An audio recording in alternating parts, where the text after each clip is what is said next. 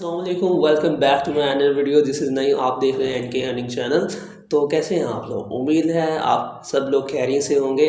तो आज हम बहुत सारी इंपॉर्टेंट चीज़ें डिस्कस करने जा रहे हैं, जिसमें आपको आज मैं बताऊंगा ट्रेड सेटलमेंट के बारे में, जो डिविडेंड हासिल करने के लिए बहुत ज़्यादा इंपॉर्टेंट होती है। तो चलते हैं लैपटॉप की स्क्रीन पर किसी ट्रेड सेटलमेंट। जैसे मैंने आपको बताया कि डिविडेंड को गेन करने के लिए बहुत ज़्यादा इंपॉर्टेंट होती है।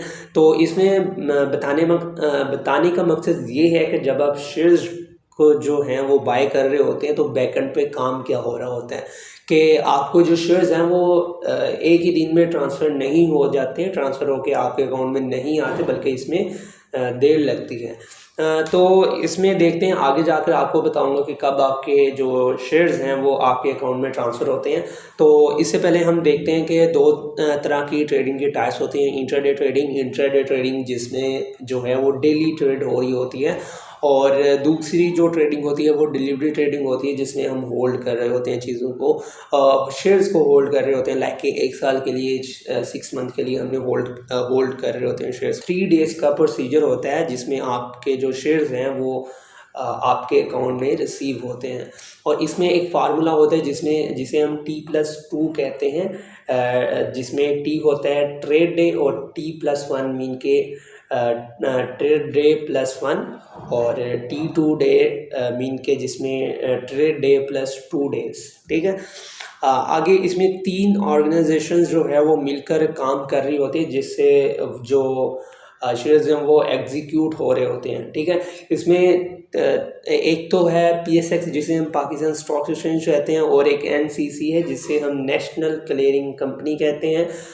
ज़्यादातर लोगों का इसके बारे में नहीं पता होता, तो मैं बताता हूँ इसके बारे में। और एक सेंट्रल डिपॉजिटरी कंपनी होती है। सेंट्रल डिपॉजिटरी कंपनी आपको पता है कि जिसमें जो बायर और सेलर्स जो होते हैं उनकी तमाम इंफॉर्मेशन होती है शेयर्स को बाय करने के लिए।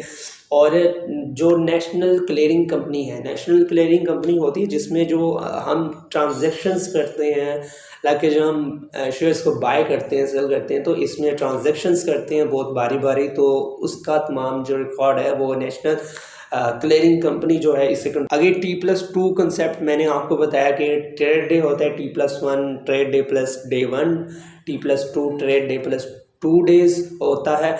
मीन के अगर आपने जो शेयर्स हैं वो ट्यूसडे को बाय किए हैं, तो आपके जो शेयर्स हैं वो आपके अकाउंट में ट्रांसफ़र होंगे थर्सडे को। इसमें अगर कोई हॉलीडेज ना हो, लाइक जैसे वीकेंड की बात करें, वीकेंड पे मार्केट जो है वो क्लोज रहती है, लाइक सैटरडे और संडे को बात करें, और अगर कोई पब्लिक हॉलीडेज आ जाती हैं तो उसमें भी मार्केट जो है वो क्लोज रहती है। इस वजह से मैं कह रहा हूँ कि ट्यूसडे को आपने अगर शेयर्स जो हैं वो बाय किए हैं, तो थर्सडे को आपके अकाउंट में शेयर्स आएंगे अगर कोई हॉलीडे ना हो। तो इसमें हम देखते हैं कि ट्रेड सेटलमेंट के बैकएंड पर काम किस तरह से हो रहा होता है।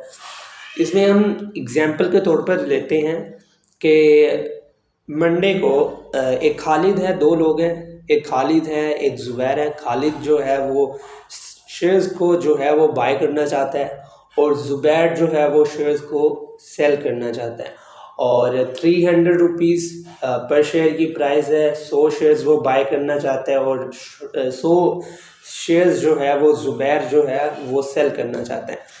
आगे ये डायरेक्टली PSX से तो लिंक नहीं करते, क्योंकि उससे बाय सेल नहीं कर सकते। तो ये जो PSX जो है वो अपने ट्रेडिंग मेंबर को जानती है। आगे जो PSX जो है वो अकेली तो तमाम चीज़ें कंट्रोल नहीं कर रही होती, इसके साथ सेंट्रल डिपॉजिटरी कंपनी होती है, और NCC नेशनल क्लियरिंग कंपनी होती है। ठीक है। सेंट्रल डिपॉजिटरी कंपनी भी जो कहती है, वो भी कहती है कि मैं भी तमाम चीज़ों को अकेले कंट्रोल नहीं कर सकती, तो इसका भी एक मिडल मैन होता है, इंटरमीडिएट होता है, जिसे हम कहते हैं डिपॉजिटरी पार्टिसिपेंट। और नेशनल क्लियरिंग कंपनी का भी इंटरमीडिएट होता है, वो भी कहती है कि मैं तमाम चीज़ों को कंट्रोल नहीं कर सकती, ट्रांजैक्शंस को और नहीं कर सकती, तो इसका भी एक मेंबर होता है जिसे हम क्लियरिंग। आगे जो है खालिद का भी ओबियसली बैंक अकाउंट है, और ज़ुबैर का भी बैंक अकाउंट है, और खालिद का हम कहते हैं कि जो ब्रोकर है वो BMA कैपिटल हैं, और जो ज़ुबैर का जो ब्रोकर है वो आरिफ हबीब लिमिटेड वाले हैं।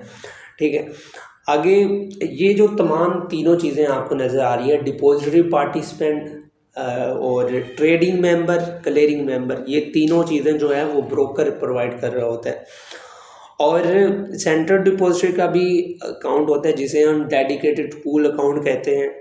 ठीक है, आगे खालिद ने जो है वो शेयर्स को बाय करना है और ज़ुबैर ने शेयर्स को जो है वो सेल करना है। आगे खालिद ऑर्डर प्लेस करेगा और उधर से ज़ुबैर ऑर्डर प्लेस करेगा अपने ब्रोकर की एप्लीकेशंस के थ्रू, जिस तरह भी करेगा उसमें एप्लीकेशंस के थ्रू ऑर्डर प्लेस कर देगा। तो ब्रोकर जो है वो ये इंफॉर्मेशन पीएसएस को भेजेगा कि मुझे इतने शेयर्स बाय करने हैं, वो कहेगा इतने शेयर्स जो हैं वो मैंने सेल करने हैं। तो पीएसएस जो है वो ये इंफॉर्मेशन जो है सेंटर सीडीसी को भी ट्रांसफ़र कर देगा और एनसीसी को भी ट्रांसफ़र। एनसीसी क्या कहेगी T+1 डे में कि ये जो हैं जो पैसे जो हैं वो लाइक के जो ब्रोकर का जो बैंक अकाउंट है उसे हम मिज़ान बैंक कह देते हैं और आरिफ हबीब लिमिटेड वालों का जो ब्रोकर जो हैं उनका जो बैंक अकाउंट है वो एमसीबी का है। आगे इनके जो खालिद है उसके पैसे जो हैं वो मिज़ान बैंक में ट्रांसफ़र हो जाते हैं। जो एनसीसी कहती है कि वो लिस्ट ऑफ ऑब्लिगेशन जारी करती है T+1 डे में और जो है वो कहती है कि आप तैयार हो जाएं, आपके शेयर्स जो हैं वो आपके अकाउंट में ट्रांसफ़र होने वाले हैं और उधर से उन जो आरिफ हबीब लिमिटेड वाले हैं उनको भी आगाह कर देती है।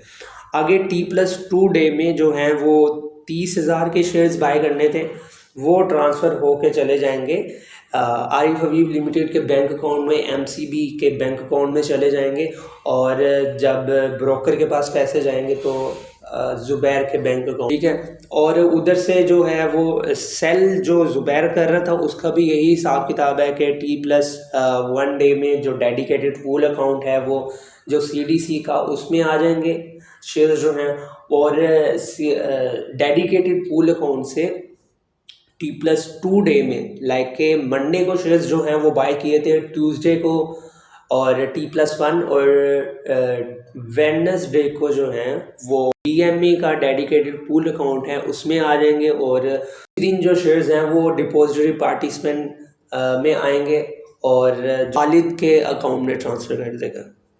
इस तरह से जो तमाम चीज़ें जो हैं वो वर्कआउट कर रही होती हैं, बैकएंड पे काम किस तरह से हो रहा होता है।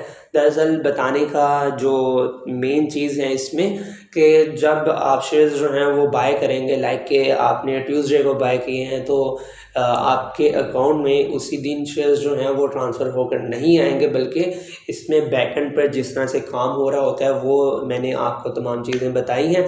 और वेडनेसडे को लाइक ट्यूसडे को बाय किए हैं तो वेडनेसडे को आपके अकाउंट में शेयर्स जो हैं वो ट्रांसफ़र होकर आ जाएंगे। अगली वीडियो में हम देखेंगे कि हम किस तरह से डिविडेंड जो है वो गेन कर सकते हैं। डिविडेंड इस पर भी डिपेंड करता है, इसमें बहुत सारी कुछ डेट्स होती हैं, उसको हमने जहन में रखना होता है, फिर ही हम डिविडेंड हासिल करने के लिए एबल हो सकते हैं। तो आज के लिए इतना ही बस, तो मिलते हैं अपनी नेक्स्ट वीडियो में। If you like this video then subscribe my channel and press the bell icon button ताकि आपको हर आने वाली हमारी अपडेट मिलती रहे। तो मिलते हैं अपनी नेक्स्ट वीडियो में, तब तक अपना रखिएगा बहुत सारा ख्याल। अल्लाह हाफ़िज़।